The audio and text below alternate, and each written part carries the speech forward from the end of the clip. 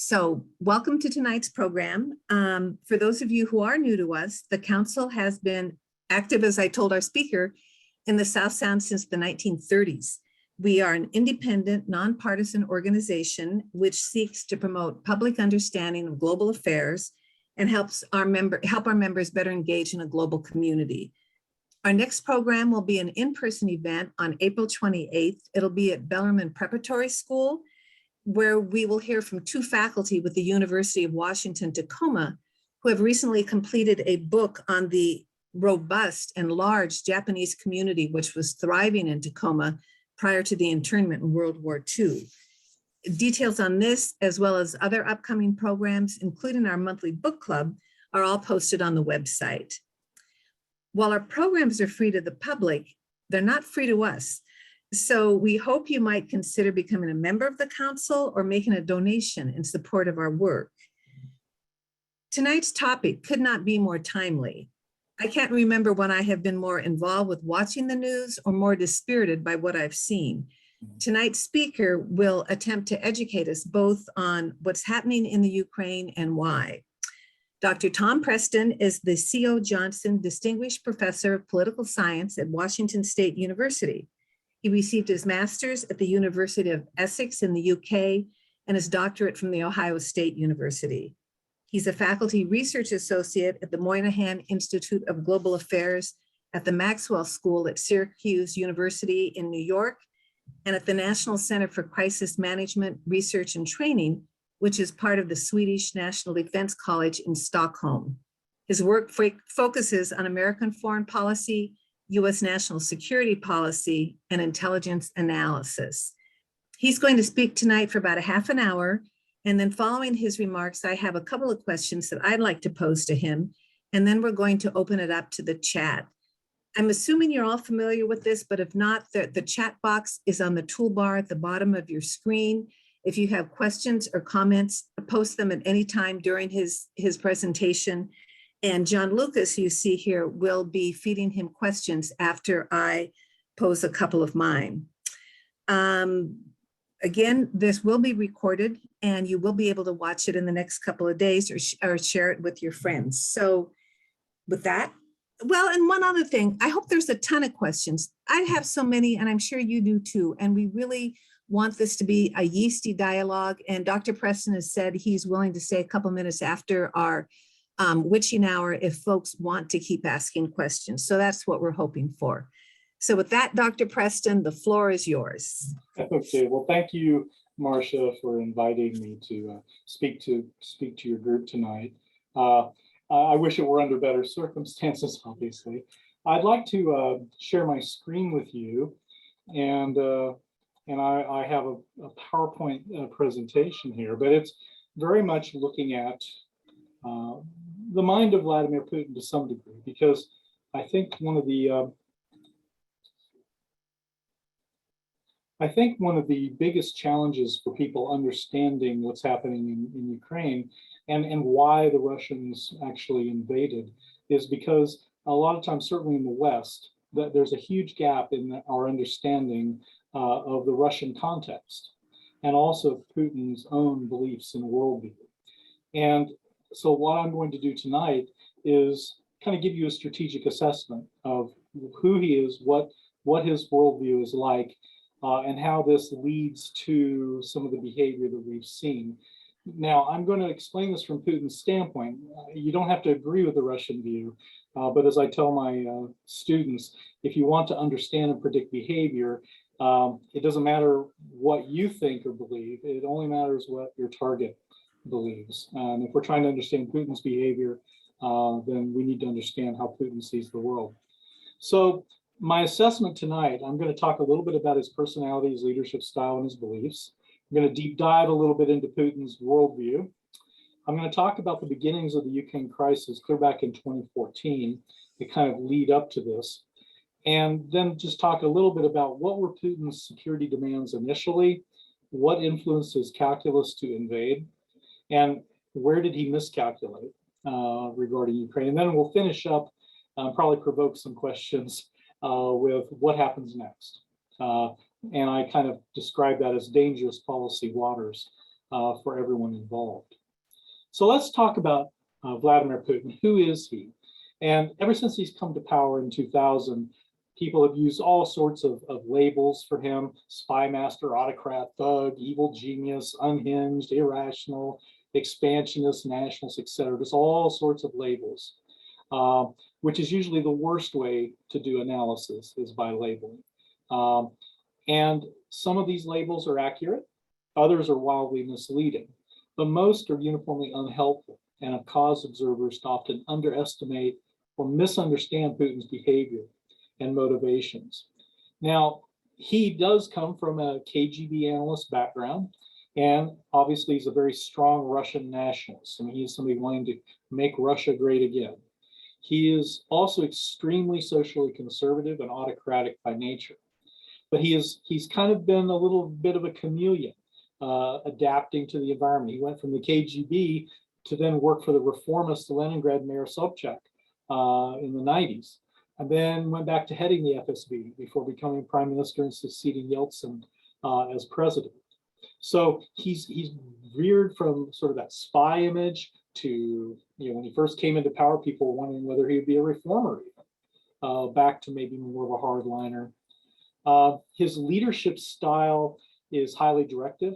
It's strongly hierarchical, with Putin at the top making decisions. And he is supported by a tight inner circle of trusted advisors. It is not a large group, and so it is a very small group that has direct access to him. Putin is very hands-on. He is the one that makes the decisions. He has a very high need for personal control, including being highly nationalistic. He's very self-confident. He has a very high need for task accomplishment as well. There's some people that want to care about the feelings of their followers or interested in affiliation or being loved. That is not Putin. Putin is after accomplishing tasks. He's very driven in that regard. He will walk all over followers if they get in the way of him accomplishing a task. At the same time, however, he is very complex and attentive to the surrounding environment, this current situation notwithstanding. He monitors situations to determine whether the constraints in his environment can be challenged or whether they must be respected. So he's always monitoring the environment, looking for an opening, looking for an advantage. Generally, and I'm talking about over his whole nearly more than 20 years in power, he's been generally cautious and deliberate. He tends to be very much a strategic thinker who will be an opportunist, who takes advantage of situations when the opportunities present themselves. Very, very in line with sort of a judo philosophy of waiting for openings. And this particularly is important in understanding how he is approaching the Ukraine situation, is that he is very much a player of the long game, and is not an individual who focuses solely on immediate payoffs and contexts. And in that regard, I think that's why sometimes Western politicians have trouble understanding, because Western politicians are notoriously short game, short-term thinkers. I think because they're always worrying about getting reelected. I mean, a president might have 4 years. Putin and President Xi of China is another example of policymakers who think in terms of the long game. And so they can afford to be patient and go slow. They don't need an immediate payoff. And so I think that makes it sort of a disconnect with Western leaders. He also has long demonstrated a very consistent, strongly held worldview. And he has, nothing about what he is doing in Ukraine should be that much of a surprise if you've been paying attention to Putin, because he's literally been telling us how he sees the world for years. He's communicated in speeches, for example, in 2007 in Munich, condemning NATO expansion, calling it a threat to Russian security, how it was unnecessary. He's called for new security architectures to counter US unilateralism. He has said this repeatedly again and again. So Putin's views about Ukraine, about NATO, about the West, they are not new, they are not recent. I like to kind of say they form part of his DNA. Once you understand them, like I said, his behavior is not all that surprising.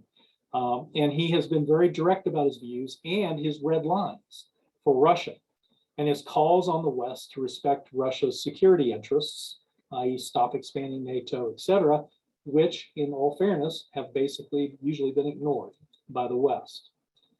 Now, for Putin's worldview, I mean, Putin has many times expressed the view that the collapse of the Soviet Union was the greatest tragedy of the 21st century. And for Putin, he basically sees the West as having taken complete advantage of Russia's weakness to undermine it strategically, economically, politically, every sense.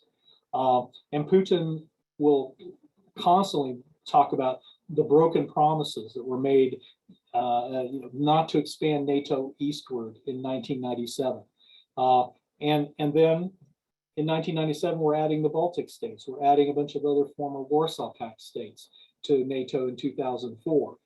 And it's interesting because this very much goes against warnings that we had from Russia experts going quite a ways back. My mentor in security studies, I actually dedicated a book to a guy named Joe Cruzel. He was one of Holbrooke's diplomats who was killed on that mission in Bosnia.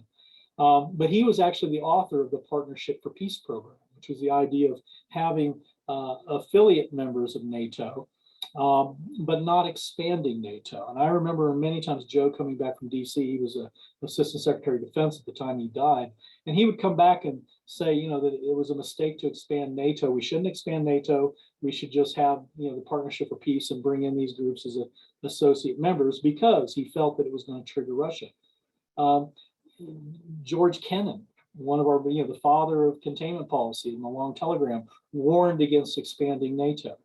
Kissinger warned against expanding NATO. So a lot of people saw that this was going to threaten Russian interests. And certainly Putin continues to mention this. And then in 2008, we had the Bucharest conference, NATO conference. And it was stated at the end of that conference that it was not a question of if, but only when Ukraine and Georgia would be allowed to join NATO. So for Putin, I mean, it's literally NATO's telegraphing the fact that they're going to expand. And Putin sees this as just part of a larger pattern. And all of these things, expanding NATO, adding these other states, taking advantage of it, is that larger pattern of Western encroachment on Russia's sphere of influence and threats to its security. And he sees that, even in terms of expansion of the European Union too. So all of these things for Putin form a pattern, and a pattern that goes back 20, 25, 30 years, clear back to the end of the Cold War.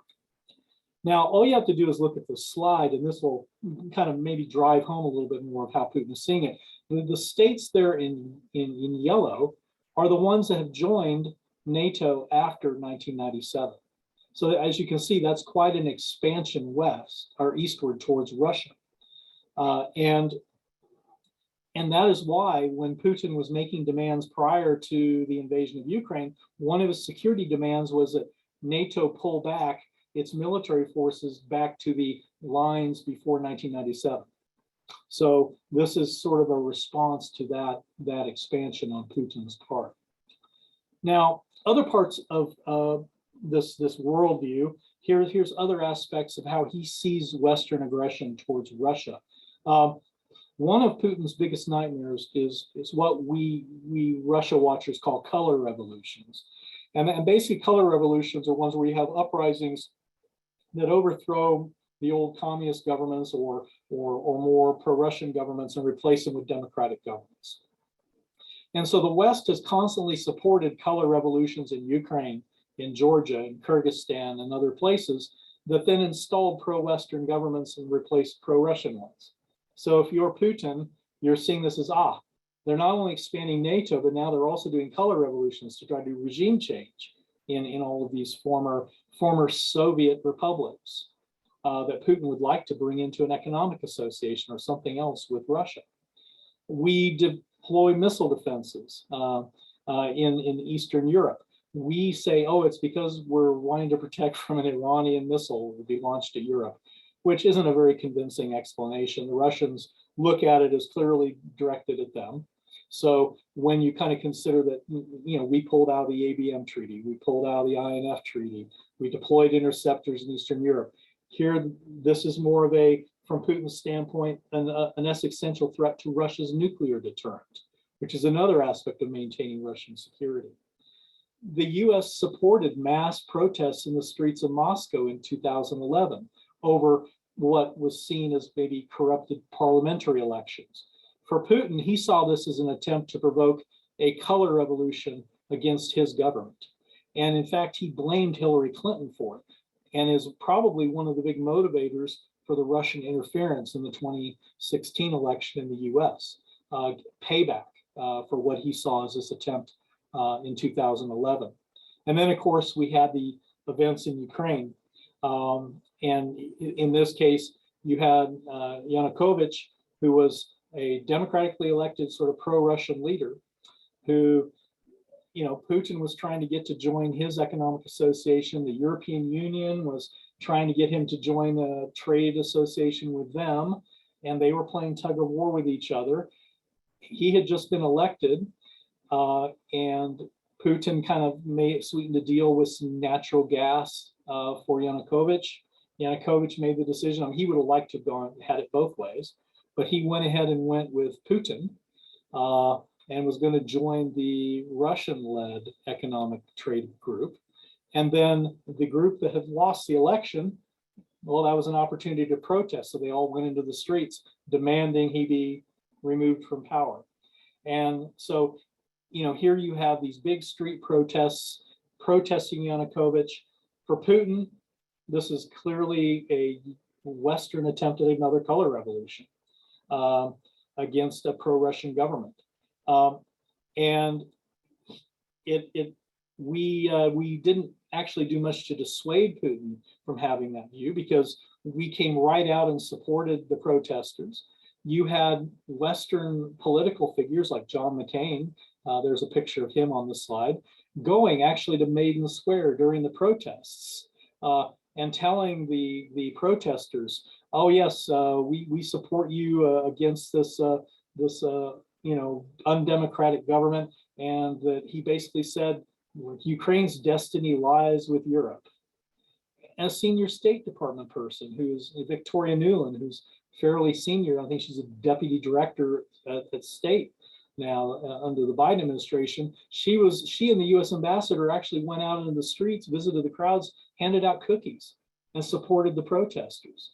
So, imagine during the uprising, like the Wall Street uprising, if they were occupying buildings and members of the Russian government came over and supported them and handed out bread. I mean, this is the imagery that the Russians are seeing and that Putin is seeing. When the violence became more, the protests became more violent, as you can see, and government buildings were occupied, the Ukrainian authorities cracked down. You had, the government snipers killing some of the protesters, and so it just became very violent. And Yanukovych eventually is forced to flee the country after a mob ransacks his official residence. So, and he flees to Russia. And interesting enough, Russia protests his overthrow. Putin is very straightforward, saying this is a coup. This is a coup, overthrowing the pro-Russian government. And a few days after that, what do you know? Pro-Russian demonstrators break out in Sevastopol, Crimea. And you can see some pictures of that here on this slide. And then February 27th, and you had the protesters out in the streets, and there were members of the Russian Duma parliament coming there and handing out bread, just like our people had done in the Maiden. So, US senators and people had come. Well, now you have the Russian equivalent coming and handing out bread to the protesters in Sevastopol. And then, of course, you had the infamous little green men, the troops without insignia, taking control of Crimea's parliament, occupying the region, and seizing Crimea. Now, Crimea ends up being taken over by the Russians. There's a long history of Russian control of Crimea. There's a majority ethnic Russian population in Crimea. And in fact, Crimea was only transferred to Ukraine in 1956. And it was only because Khrushchev was a Ukrainian. And when he was premier of the Soviet Union, it was an anniversary celebration. So he transferred Crimea to Ukraine. It was never seen as a big significant thing. Nobody ever imagined the Soviet Union breaking apart. So that's why Crimea was even in Ukraine when the Soviet Union broke up. And there was an effort to try to get Gorbachev to take it back before the Soviet Union came apart, and it just never happened. So that was a conflict just waiting to happen. But the big thing about Crimea is, and if you understand this notion that Putin has about Ukraine joining NATO would be an existential threat to Russian security. Well, their main naval base on the Black Sea is at Sevastopol. It's on Crimea. So there was the potential there of them losing their main access to the Black Sea and being under NATO control. That just wasn't acceptable to the Russians. So that, to a great extent, is why they took Crimea, because they saw the writing on the wall for the rest of Ukraine. Well, we're not going to have Crimea go that way. For Russia, and I kind of told my students to use this analogy, Ukraine and NATO, it would be kind of like Mexico joining a Chinese military alliance and allowing Chinese troops to forward deploy just south of the Rio Grande. I mean, it's you have to understand that Ukraine is not just another country to Russia. For Russians, and I know Ukrainians have a different perspective on this, but I'm only talking about from the Russian perspective, is they see it as part of historic Russia. I mean, Kyiv was the original capital of the old Rus, and so it was later relocated to Moscow. But you know, in the Russian psyche, you know, Ukraine it just has this very central place in Russian history and Russian nationalism. So, and one other trick that Putin did to try to prevent Ukraine joining NATO was to sponsor revolts in eastern Ukraine, in Donetsk and Luhansk regions, again with little green men, to kind of create a frozen conflict that would prevent Ukraine from joining NATO. Now, on this slide, you can see these were the main four demands that Putin made prior to the invasion.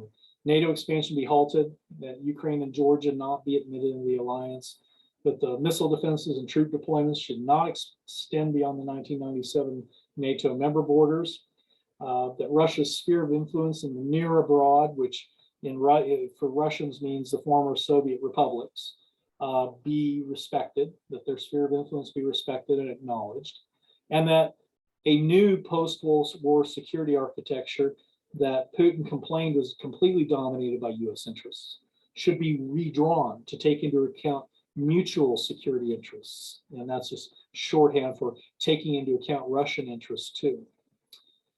So why did Putin invade Ukraine? Well, I think his calculus was influenced by a number of factors, some of which certainly didn't turn out to be the case. One was his belief that Ukraine and NATO is an existential threat to Russian security. I think that's number one. Two, if no action were taken, Russia would soon lose the ability to prevent Ukraine from joining NATO. This was the opportunity. He still saw the West as disorganized, Ukraine's military not strong. You know, if you waited and they continue to be armed by the West, they modernize their military, et cetera, at a certain point, it would become impossible to block them militarily. So this was an opportunity to, well, use it or lose it, as far as the Russians were concerned. Putin also felt he could weather the Western sanctions. He had squirreled away about $650 billion in foreign reserves. He'd been doing a China pivot. He'd been cutting all sorts of trade deals with China, you know, $110 billion oil deal, a big strategic alliance, this friendship with no boundaries that Xi and Putin talked about. And basically, his belief that a Ukraine and NATO and EU right up to Russia's border was a worse outcome than sanctions and international scorn would be if he did something.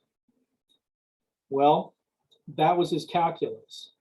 He also, I think, felt he was in a stronger position domestically, because you can see Navalny here, who was his main opposition opponent. Well, he's jailed.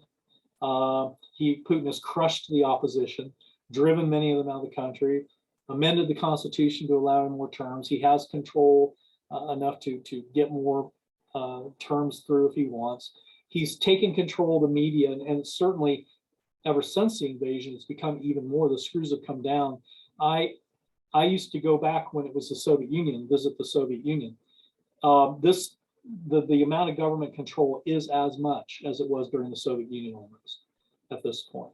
So without having to worry about the opposition. And you saw how the Russian police cracked down on the protesters as soon as the invasion happened. I mean, they are really just they are not going to allow that to get out of hand. Putin also believed that the West, if left unchecked, would just continue to support color revolutions and try to undermine his regime in Russia.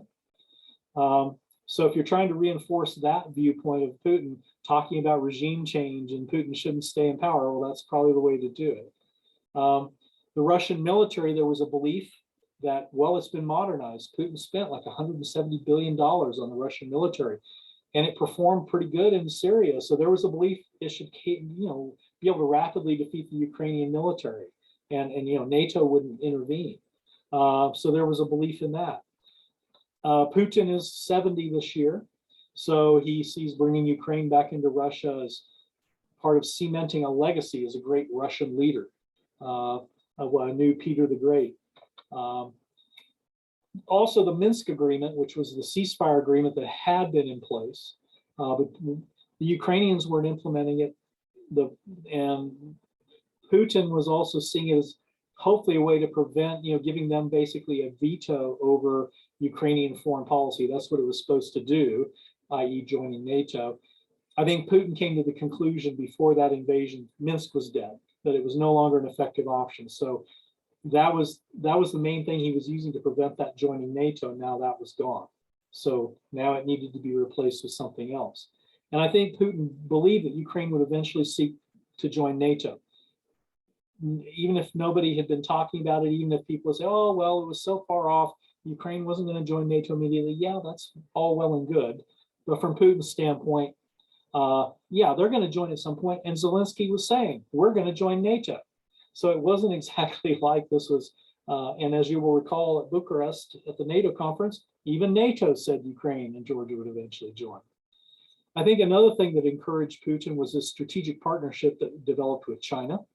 There's a lot of interest in countering US influence. And so I think Putin had pivoted to the east to deal with the sanctions from the Crimea sanctions. So I think he felt that he had built up enough relationship and enough economic support systems that he could weather sanctions. And I think Putin believed that a more assertive foreign policy was needed. And you see this with a very military support for pro-Russian leaders that started to be threatened by potential color revolutions. You saw that in Belarus last year. And you saw that in Kazakhstan earlier this year, when the Russians sent in peacekeepers, when there was opposition to the government there. And finally, I think Putin believes that the long game strategy will prove effective to successfully advance Russia's interests. So being willing to play that long game. Now, obviously he miscalculated a bit. And the four big miscalculations for Putin is, and in all fairness to Putin, I think it's impressive that the West has been able to be as coordinated as it was, that Biden has been as effective as he has been in bringing NATO together and bringing the European Union together jointly to do these sanctions. But the Western response was so much more effective. It prevented Putin from being able to use a lot of these cash reserves that he had set aside. And the Russian economy is being crushed by these comprehensive sanctions. And this is going to cause tremendous damage to the Russian economy, and it will just continue to get worse. I don't think Putin quite anticipated that, given how uncoordinated things have been in recent years. I think the fact that the Ukrainian military did not totally collapse was surprising, because it really did in 2014. But it proved highly effective. The civilians joined in. The Russian advance got stalled. And of course, the game-changing, I'm a military analyst, so game-changing effectiveness of javelins against armor and stingers. I think this is a big change in armored warfare, the reality of armored warfare for anybody facing an opponent that has some sort of technical edge to be able to have things like javelins, because the Russian armor has just been chewed up to pieces by that. The fourth big miscalculation is, I call it the Potemkin village Russian military. The failure of the Russian military in the Ukrainian campaign has been stunning, absolutely stunning. And no one anticipated that. Nobody in the intelligence community, the defense community imagined that. I certainly didn't imagine that. I mean, the failure of this Russian offensive revealed deep structural weaknesses in the Russian military. Faulty planning. I mean, they had the assumption the Ukrainian military would fall apart immediately, so they went in very light. They didn't go in with the heavy attack right from the beginning. And then when that stalled, they'd lost the element of surprise, and then they had to regroup, and then it was too late. So faulty planning, but then they were incompetently led. And what we've discovered is that only in the last few days have they appointed an overall commander of the Russian forces in Ukraine. All the other commanders in the different districts were operating independently and not coordinating with each other. What a surprise. It's been just a total disaster. The failure to plan for the logistical challenges of trying to occupy Ukraine or take Ukraine, that is hard to get your head around. The morale problems of the Russian troops we anticipated, because they're a drafty army. They're not, I mean, it's the conditions in the Russian military are terrible.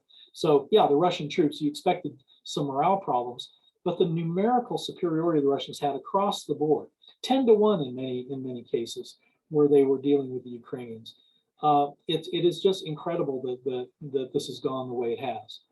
And finally, Putin didn't respect Zelensky, but Zelensky proved to be an incredibly strong leader who unified both the Ukrainian population and also was very deft at gathering support from Western countries and public opinion to support Ukraine. Just an incredible leader, which I don't think Putin anticipated. So let me wrap this up by putting out what happens now, and what are the components of the danger zone? What are the challenges that we face moving ahead here on Ukraine? Firstly, I think we're at a point where Russia is now forced to either engage in a lengthy, protracted military conflict or to negotiate a peace deal. And I don't see the Ukrainians being able to decisively defeat them and kick them out of the country all on their own. This is going to be a protracted conflict if it goes that way. But the problems for Russia on either of these fronts is that now, in terms of a diplomatic solution or peace deal, they're in a far weaker negotiating position with Ukraine than they were a few weeks ago. I mean, they've had to withdraw, clear out of the northern part of Ukraine, withdrawn away from Kyiv, trying to restart the campaign in the east and keep from losing ground in the south. So where in the past, you might have been able to negotiate some sort of a deal that would have been face-saving for Putin, to cede some territories to Russia in exchange for peace. Well, I think Zelensky and the Ukrainians are less willing to do those sorts of deals now that you've had the situation on the ground change.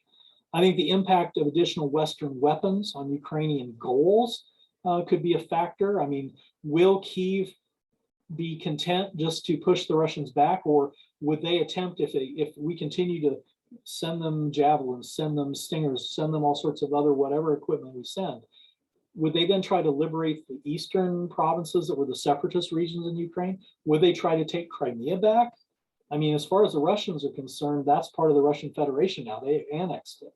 So that opens up a whole nother can of worms in terms of how far would the Russians go to defend maybe Crimea. Putin, from his standpoint, just politically, he needs to take the Donbass region, that eastern part of Ukraine, and retain the Crimea in order to try to claim any sort of success. And I think the challenge for Putin at this point is that outcome even possible at this point? And the last of these points is, can the Russian military win a protracted campaign to either seize the country or even the Donbass? I mean, I think it's an open question: is can they even defend occupied areas successfully at this, given what we're seeing? The Russian military really needs to, regroup and change kind of what they are doing. The other danger zone area is for really from the U.S. and the European perspective. What are the dangers of either supporting the Ukrainian military or pursuing policies of regime change? And you're starting to see more and more columnists talk about this, more talking heads on television talk about regime change. Well, Putin's view, as I've mentioned before, of Ukraine in NATO as being an existential threat how will massive arming of Kiev, combined with maybe military reverses on the Russian side, negatively affect Putin's threat calculus? I mean, what weapons could be sent in without it being really seen as an escalation by Putin? And if the Russian military is really losing ground or actually facing defeat, if you put Putin in that corner, what might he consider? Chemical weapons? Nuclear weapons? I think at a certain point, particularly if Crimea comes into it, I see tactical nuclear weapon use being something I wouldn't put off the table, that the Russians would consider. And what would the Western response be to things like that? The third danger zone area is, where are Putin's red lines, the final red lines? And I mean, if we're really effective with our sanctions and we're arming the Ukrainians, and say you've got economic sanctions, military defeats, domestic upheavals, domestic at home in Russia, well, if that ends up eventually becoming an existential threat in Putin's mind to his regime or to his life, what escalations might he consider in that circumstance?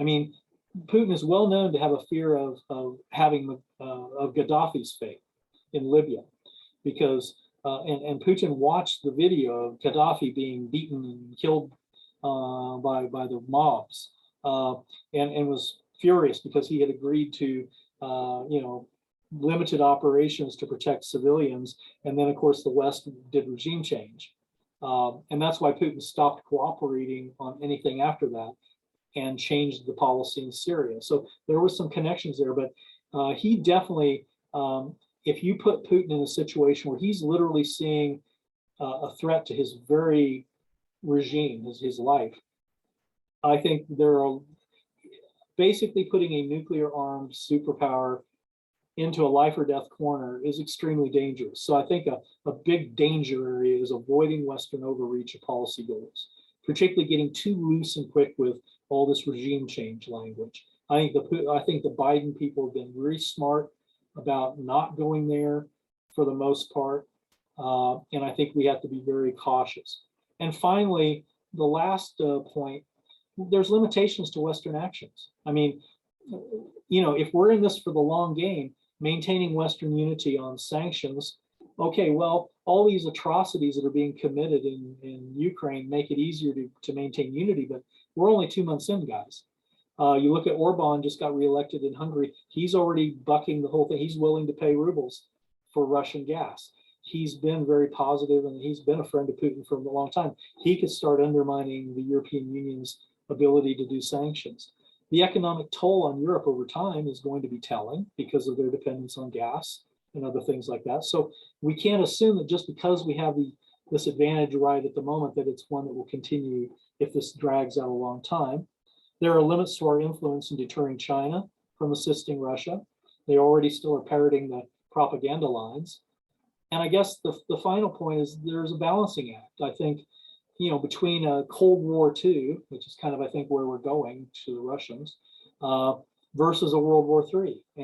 And I think that's why Biden has been very, in my mind, very astute in saying, look, no-fly zones, no group troops on the ground, being very cautious to avoid those actions which could be seen as escalations, particularly if you're dealing with a Russian leader who is feeling increasingly threatened and might see that as a escalation. So with that, let me turn it over to questions. I went over a little bit, Marcia, but I promised to pay you back with time after, right? That's just fine. Thank you. What a provocative presentation. And I would be thrilled to have those slides. I imagine others would like to see them as well. I had several questions, but I see that there's been activity in the chat. And so I'll just ask one and then turn it over to John to start working on the questions in the chat box. But I'm just curious, what's been your biggest single surprise about this whole deal? And what's your biggest fear?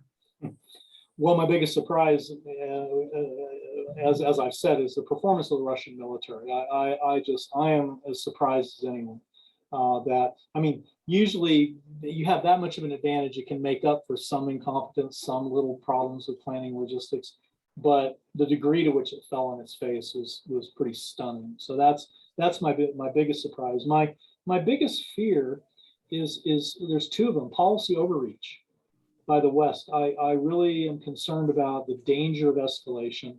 As you know, if our policies are successful, see, the problem is it's easy to start a policy, but you got to have an end game. You got to, you know, it's not just Putin that needs an off ramp. We need off ramps too. Where are we trying to take the policy? And if we're successful, well, that's going to put Putin in a tremendous corner where he might get more desperate, be more willing to take riskier decisions, threaten things. I mean, that's a real danger space for escalation. And then I worry about policies driven by emotion rather than objective. And it's very hard not to be wanting to drop the 82nd Airborne into Ukraine when you see the atrocities that the Russians are doing and the indiscriminate shelling of civilians and these horrific atrocities, these war crimes that Putin is doing. But we have to be rational stewards too. We can't start World War III. And so, you know, I've watched people on CNN and some people that I've worked with in government at times, and you know, some of them are being rational and saying, okay, well, we can do this, we can do some of these things and not escalate it, but still be effective. And then you have other people talking about, oh yeah, let's put a no-fly zone everywhere and all of this, and you're kind of going, whoa. You know, there's the thing that my military colleagues would always talk about. Whenever you do something, it's like knocking over the first domino in a line of dominoes. You always have to think about the second, third, fourth order effects of anything that you do. And my concern is a lot of times we get so angry, you know, at the horrific things we're seeing that we want to make that emotional, you know, do something. But we also have to be very cognizant of what the second, third, fourth, fifth order effects are going to be. It could be far worse than what's happening if we're not very careful. So that's my biggest concern, is sort of allowing our glands to make decisions for us rather than our reason, and also the dangers of escalation. One quick follow-up, and then I'll turn it over to John. Do you see this going on for years? Do you think there's hope for a negotiated resolution, or is this going to be with us for a long time? I think, well, unless the Russians are just decisively defeated, that could shorten it. But shorten it in the sense of, I could say, like 6-8 months down the road. But no, I could see this going on for a long time. I think there was more opportunities for a peace deal, like off ramp, maybe 2.5, 3 weeks ago. I think that what's happened, these atrocities that have happened, and now what we're seeing in the villages and the mass graves and all this stuff, I think that I have trouble imagining Zelensky and the Ukrainians willing to cut a deal with Putin at this point. And I think the international community being willing to kind of, because Putin, you understand from Putin's perspective, it isn't like if he pulls out of Ukraine, all the sanctions go away. Do you think we're pulling off all those sanctions if he backs out? I mean, it's not going to be normal day at the office for Putin from now on. So he's already got a whole lot of costs sunk into this endeavor. And I think my guess would be, I would expect Putin to double down more than I would expect him to back off at this point. He's just going to have to, I think he's realized, okay, they're not going to take Kiev. I could see him regrouping and coming at it hard again in the eastern and southern parts, would be what I would expect. Okay, thank you. John, let's turn it over to you in the chat box. Okay, so I've been keeping track of people's questions. What I was saying was I was going to go through people and put you on the spot, ask if you would like to ask one of the questions that you've raised in the chat. And so the first one I was going to turn it over to would be KT.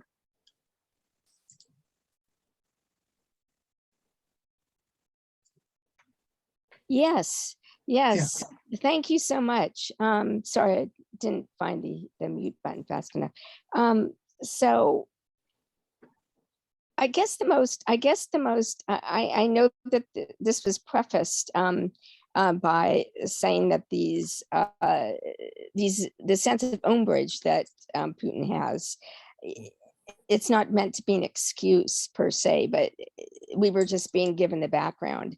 So I'll skip past a couple of my questions and get to something extremely substantive. I don't understand. All the banks have not been sanctioned. The Russian oligarch, I don't remember his exact name. He was the one imprisoned for 10 years in Russia. He said very early on that the only way sanctions are going to influence Putin at all is if all the money is cut off, not 70% of it, all of it. So I do not understand why there are still big banks that are still have not been sanctioned. I mean, just recently, I think yesterday, the second largest bank in Russia was sanctioned as a result of the Bucha atrocities. There were other sanctions levied as a result of the Bucha atrocities. To my way of thinking, and to someone in the EU who I believe was making this point just today, these should have been levied way before. So I am wondering if the professor could tell us what his opinion is of sanctions that could still be levied quickly to bring this to a close quickly, to save as many Ukrainians as possible quickly, because as we speak, of course, hundreds are being murdered literally right now. So I think the point is not to let this drag on. We do not care if Putin stays in power. We do not care if there is a coup. We do not care who shoots Putin. We need to get him out of there, and we need to get the sanctions ratcheted up so that he has to stop. Well, let me go to your question. It's a good question. I think when you say economic sanctions and then you say do something quickly, you have to realize that those don't go hand in hand. Economic sanctions always take a long time to be effective. So we've never ever had economic sanctions that have worked immediately on anything. It is a means of applying pressure. We've had sanctions on Cuba for 70 years. So that's one thing. I think when we use that tool in our toolbox as policymakers, we need to be realistic about what it can accomplish and how quickly it can accomplish it. We need to be adopting more long game thinking rather than short game. Now, your question about the banks, that's a good question. The reason why all of the banks were not sanctioned immediately is because we are trying to maintain coordination with the European Union. And there were some European officials who are saying what you're talking about, but other ones there was some banks that were involved in the the gas and oil trade. And so those were not sanctioned yet, because that would have been the same thing as like cutting off all of that flow to Europe. And they weren't in a position to do that at that point.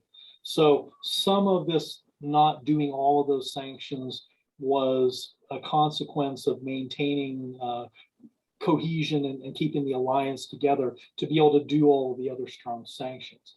Now, that being said, obviously, we just cut off all trade with the Russians today in the Congress. The European Union is going to be, cutting off coal sales, cutting off. So it is moving in that direction. And I think there's something to be said. You'll notice that there's something called graduated sanctions, graduated pressure. And that is something, it's a State Department term for the way in which you try to approach. If you're trying to apply pressure, you're trying to say, well, look, it could get worse if you don't back off. Oh, well, we haven't done it all yet. There's an effort at deterrence. And so this is part of that also, of maintaining, to have something to do. If you've thrown everything in the kitchen sink at them, there's nothing left after that. So we have ratcheted up the sanctions, but I agree with you. I mean, there's, more of the sanctions, although, I've studied Russia for 30 years, and I think that sometimes we overstate how important the oligarchs are. They, just because you have money doesn't mean you have influence with Putin. Putin has more money than all the oligarchs put together. He's the richest man in the world. This is an exiled oligarch. He had influence. I mean, he of course has no influence now, but he knows Putin's way of thinking because he was the richest man in Russia before he criticized Putin. But what I'm wondering is, I know you're thinking of Khodorkovsky, are you? Is that Khodorkovsky you're thinking of? Yes. Yeah. At the very beginning, they did 7 out of 30 banks, but just 7. Now they've done a couple more. Do you have any idea how many of the 30 banks they haven't levied sanctions? I don't know the figure Okay. off the top of my head, and it's a moving target from day to day. And I think you're seeing a whole bunch of sanctions. I mean, I think there's increasing sanctions like on Putin on his daughters yesterday. You're starting to see more and more sanctions levied. So I think it's going in that direction. I just don't think it's enough for the people in Mariupol. I don't think it's. Well, I mean, no sanctions are going to help them. That's there's still people alive there, and we need to get them out, especially the elderly. So the elderly don't have cars to try and make a run for it. So that's, but anyway, I appreciate your response and all your knowledge. It's very interesting. Yeah, and so let me move to one of the next questions. So Hans, you had a question about Putin and Biden? Yes, just a second.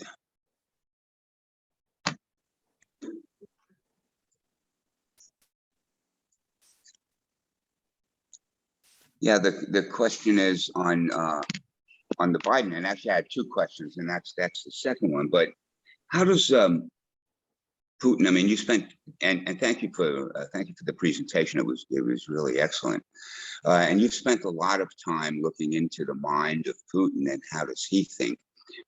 How does Putin see Biden? Does he see them as that old, feeble, compromised person with a lot of family interests that might be compromising? Is that a factor? I mean, do you have a feel for how he views President Biden? Sure. Well, I don't think Putin has that view. I mean, I think there's an element of Russian propaganda. If you ever look at Russia Today and some of those outlets, they will kind of parrot that sort of a line. But the Russian government and Putin, I don't think they have that view of Biden at all. You have to realize Biden isn't an unknown quantity to them. Biden knows Sergei Lavrov, the foreign minister. He knows all these people. He's interacted with them in the past. He's been very hard line about the Russians. So I don't see, and I think you just look at what Biden's done with bringing the alliance together and all of those things. I don't think that he has that view at all. Biden, I think he sees him as a problem. I think he's wishing he's certainly wishing the election had turned out differently. I think at this point, it was interesting. I was having a dinner with General James Mattis, the other day, and I asked him. I said, well, what do you think would be happening if President Trump had been reelected with the Ukraine situation? And Mattis looked at me and he just says, well, you'd probably send him a congratulations for invading Ukraine. And I said, well, he already did, essentially. He called him a genius for doing it. And I said to him, I said, well, there was a scuttlebutt that he was planning to pull the US out of NATO if he'd gotten reelected. And Mattis says, yeah, he was. So, we might not even been in NATO right now had the election gone a different way. So how might that have changed the situation for Putin? That's very interesting. You think, it's a counterfactual, we'll never know, but you just like there's one little change in history. Well, all of that organization, all that coordination, the Western alliance, if anything, NATO is stronger than it's been in 30 years. But a lot of damage. I've been going back to NATO conferences in Romania, the main NATO conferences for many years now in a row, and every year it was like damage control, where they were all going, because they would be reacting to Trump saying he wasn't going to defend NATO and all of this, and we'd be saying, oh, don't listen to that, just we're committed. But there was tremendous damage to the alliance. And I think Putin was loving every minute of that. But certainly that hasn't turned out to be the case.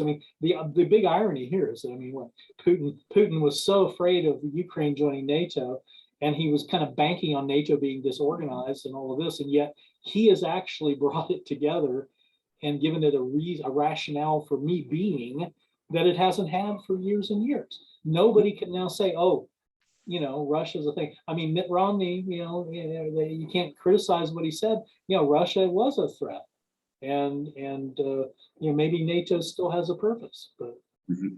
yeah. Unintended consequences. Unintended consequences. Exactly right. Thank you very much. So I had a second question there. It seems that since the Soviet Union, that there's a certain vitality missing. I mean, when is Russia a dinosaur? I mean, it hangs out with Korea and Iran and other tyrants, and I think the West sees that as a thing of the past. They, of course, would totally disagree with that.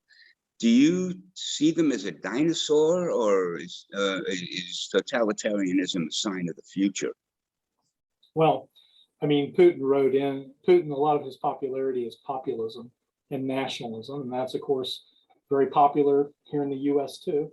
Orban just rode on it into re-election, or Erdogan in Turkey, place like that. So I think you really are seeing a sort of the new struggle between authoritarianism and democracy nowadays. I think Russia has the economy the size of Italy. I mean, they're not a superpower or anything, and a lot of their capabilities were legacy, like these nuclear weapons and things like that. And a lot of what Putin had was that image of power, and the reputation for power is power, and what has this done to that? I mean, the other side of this is I think it's totally undercut this image of Russia being strong militarily and being powerful. I mean, that the Ukrainians are handing them their hats right now, the way that they are. I mean, I think Putin was always at risk of being the junior partner in this sort of alliance with China. Well, if anything, I mean, they're going to get demoted down to ensign, because this has been so damaging to the reputation of a leader who banks on this whole, has to always portray himself as virile, He's riding the horse with no shirt on, and all this very macho, strong leader, and it's very much in the Russian political culture, that strong leader, of the Stalin type, Well, Putin's approval ratings up in the 70s in Russia because they're only getting the propaganda on the Russian state media now, but down the road, I mean, this is very serious in terms of for Putin's reputation. But around the world, I think Putin's, kind of almost he's a Potemkin Putin at this point. Yeah. Thank you. So and then the next question I have from Frank. You posted some question. We can ask one of those. Yeah, we were wondering about the role of Maskarovka, which was initiated by Marshal Zhirkov in the 20s, and is being used very effectively by, it seems, within Russia anyway, and some of the other countries. It's based on using the media to perpetuate deceit, denial, and to use the traditional media as well as social media now, which gives them an even better track on that. And the other thing was, we were also wondering about if there's a connection here with the Soviet use of this in the Winter War. Of the what? Winter War. With Finland. Back in '39. Well, it's obviously a student of history here. I think it is interesting because you're seeing, I think, almost a replay of that. The Russians, what he's referencing is the Soviet invasion of Finland in 1940, the Winter War, and the Soviets took 2 million casualties fighting the Finns and weren't able to conquer Finland. And one of the consequences of that was Hitler watching from the sidelines going, Red Army isn't so tough. And so, and you started seeing this sort of how their effort at using heavy armor and stuff was hampered by the weather, in this case, the heavy snows. So, I can see that you could be thinking of parallels with Ukraine, given the Russian inability to really maximize its heavy armor, being confronted with a smaller force that fought with a tenacity. I think the Ukrainians have just, they're the new Spartans in my view. They've been amazing with how they've defended their country, and their use of the movement, small movement with units, how the civilians have come into play, making use of these hit and run tactics to take out just badly commanded Russian units. Hit a tank here, hit a tank here, you got them all trapped, and you just box them up. And it's so yeah, you start seeing that, and I think this is kind of going back to the point I made with the previous question about it's showing a hollowness to the Russian image of power that I think is similar to what happened with Finland.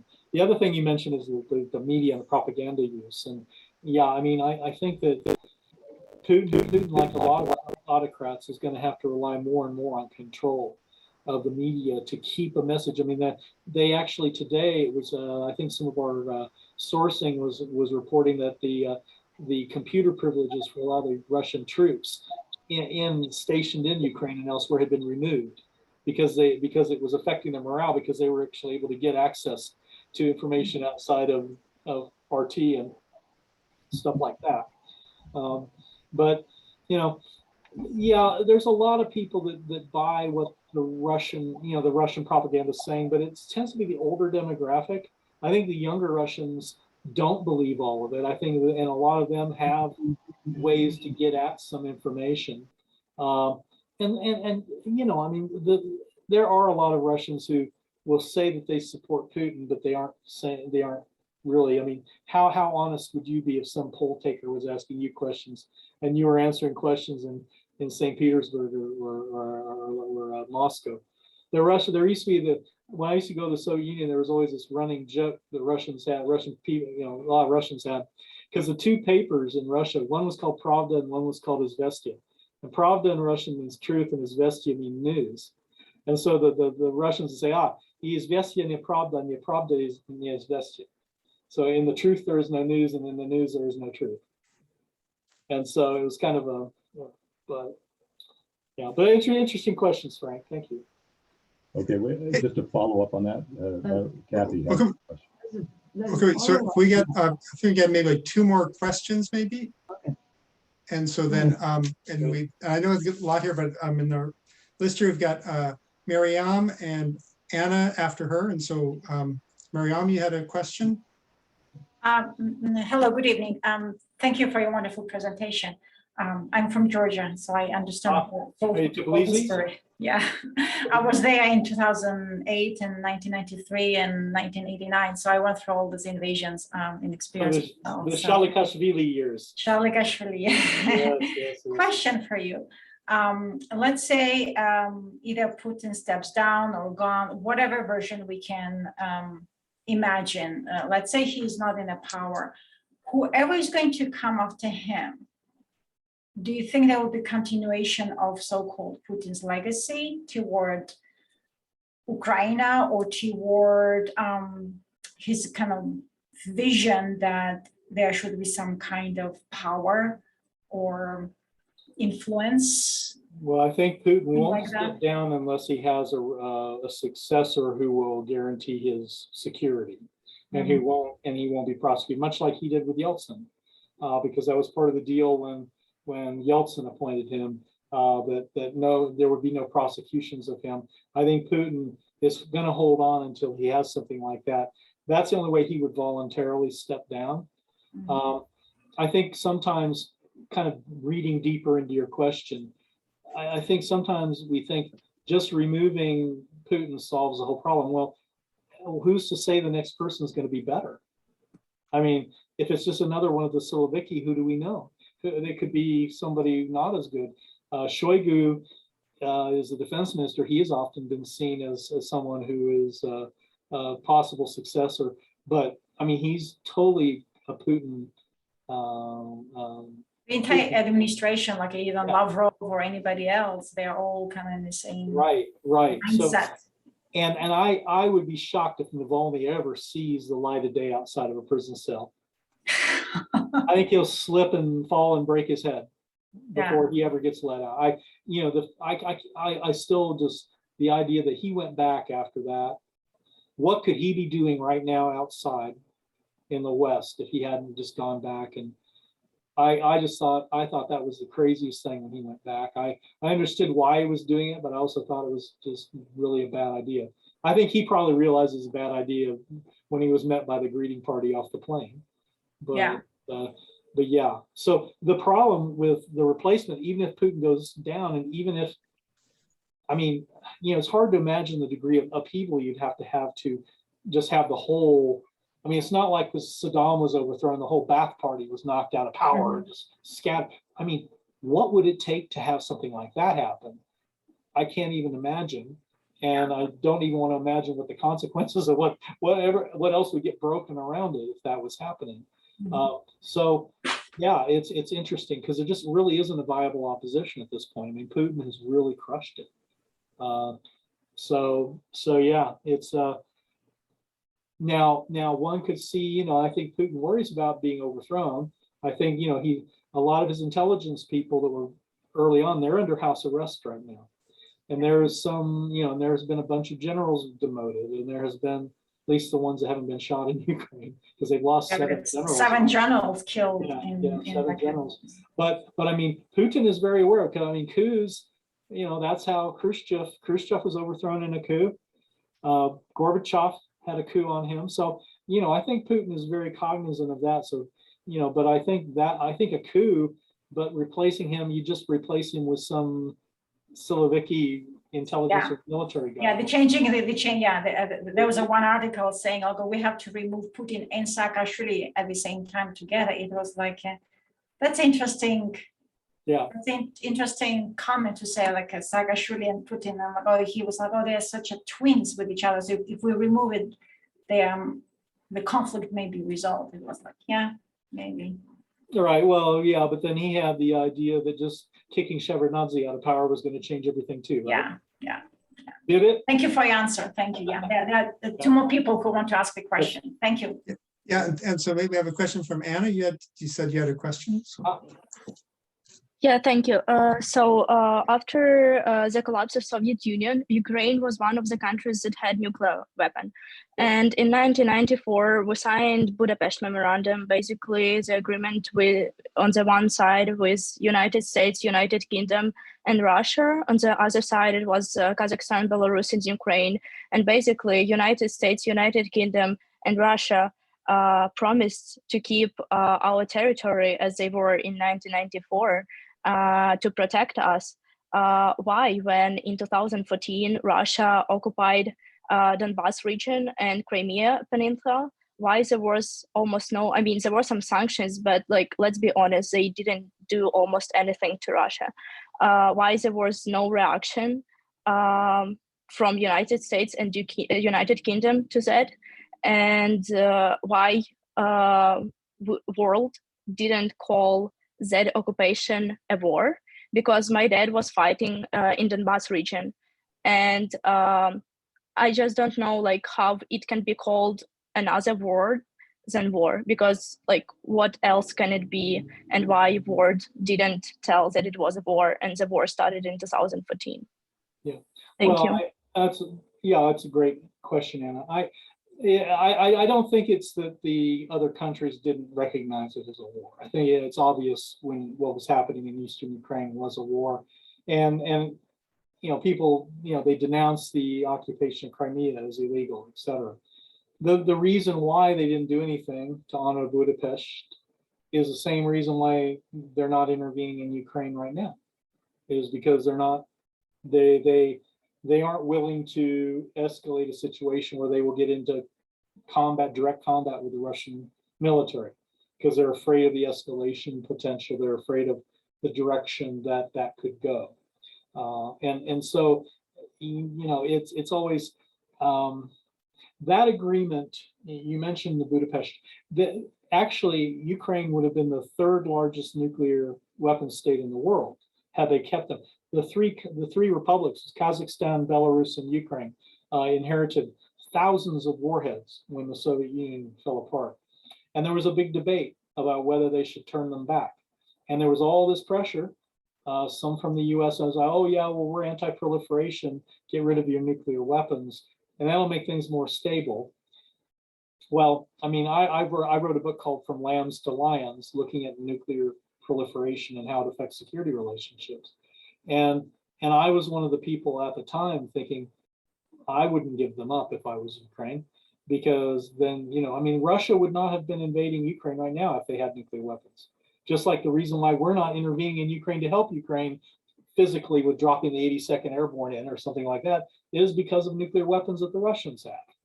Okay, so you know, in this case, I think that that nuclear weapons, had they not been surrendered, would have given Ukraine deterrence and really protected it from what's happening now.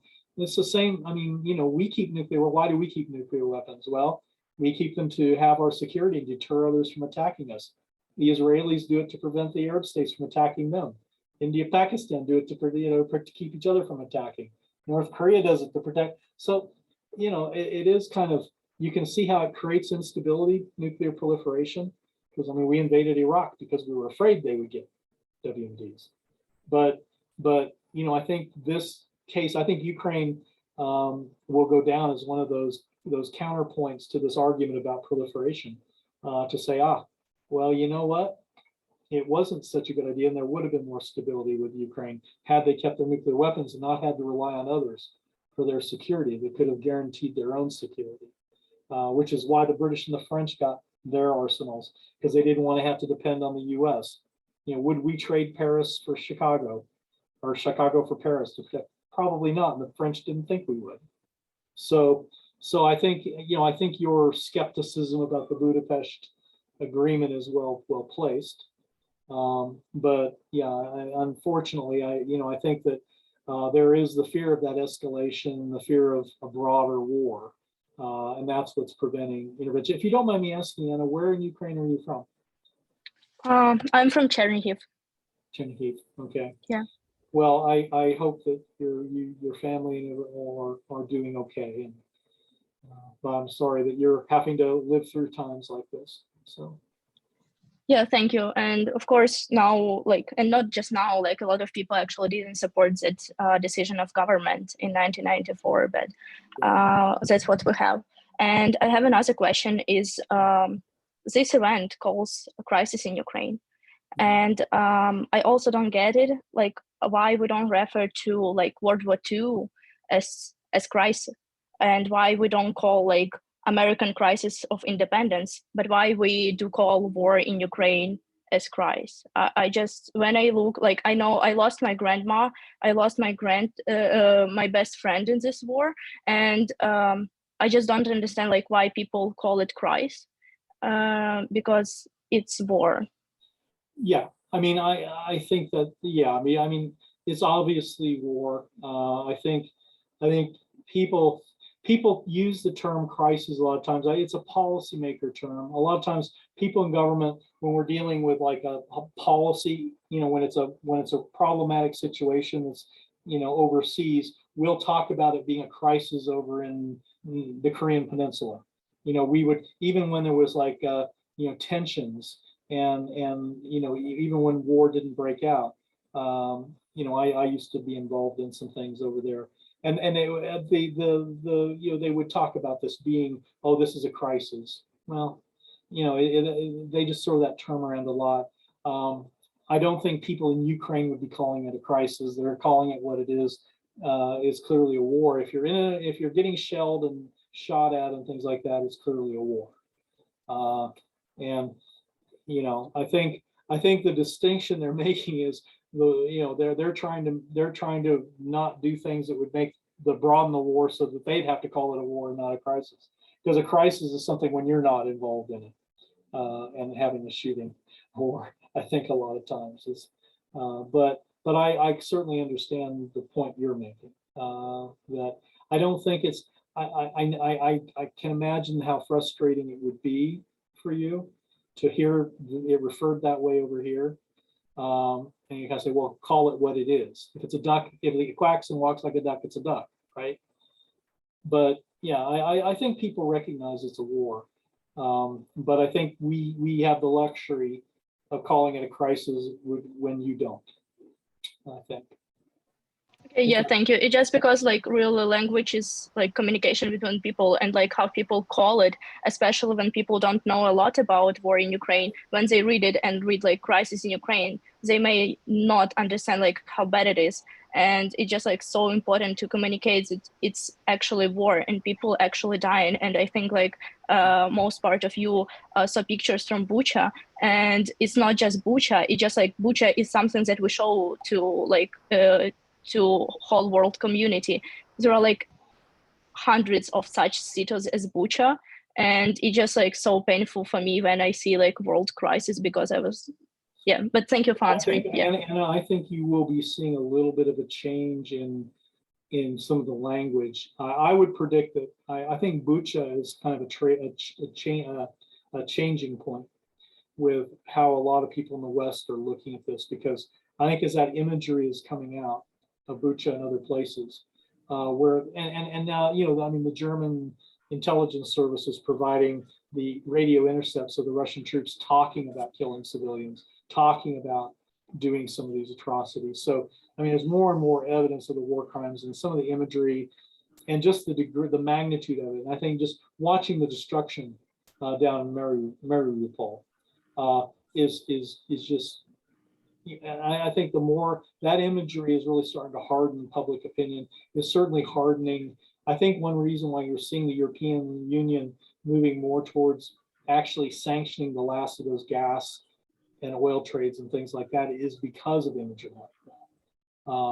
So, you know, if there's any, you know, I think there will be costs to pay for this, and I wouldn't at all be surprised if within a year Putin's indicted as a war criminal, so that, you know, he would never be able to travel abroad, and a lot of officials in that government are going to be labeled as such, I would predict.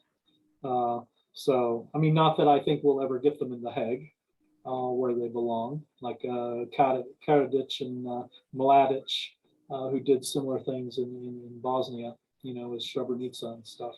But you know, you very seldom ever get to prosecute people that are war criminals unless they end up losing a war and being overthrown, and then you can.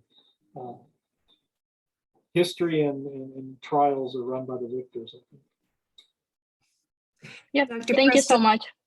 Yes, thank you. Thank you. So I don't have a doubt that we could continue this Q&A for another half an hour, but I want to be respectful of Dr. Preston's time and all of your time. And thank you so much for joining us tonight. This has really given us a lot of food for thought, and we really appreciate your comments. Thank you, Dr. Preston, and thank you all of those of you who carved out time on this lovely Thursday evening to be part of this. We appreciate it. Yes, Thank you for wonderful questions. You know, thank you for coming.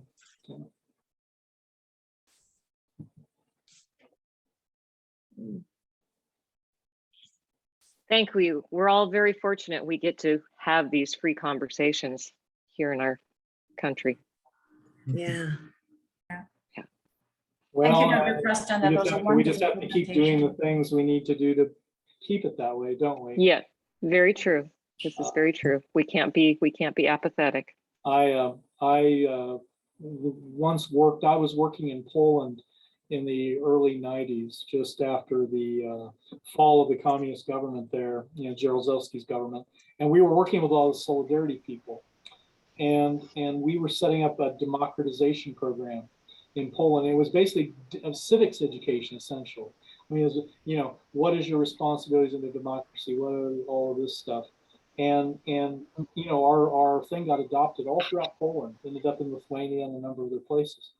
But it is so hard to keep those sorts of freedoms sometimes. And, you know, until Ukraine came along, the EU was sanctioning Poland for pulling back on democracy and pulling back on the freedom of the judiciary.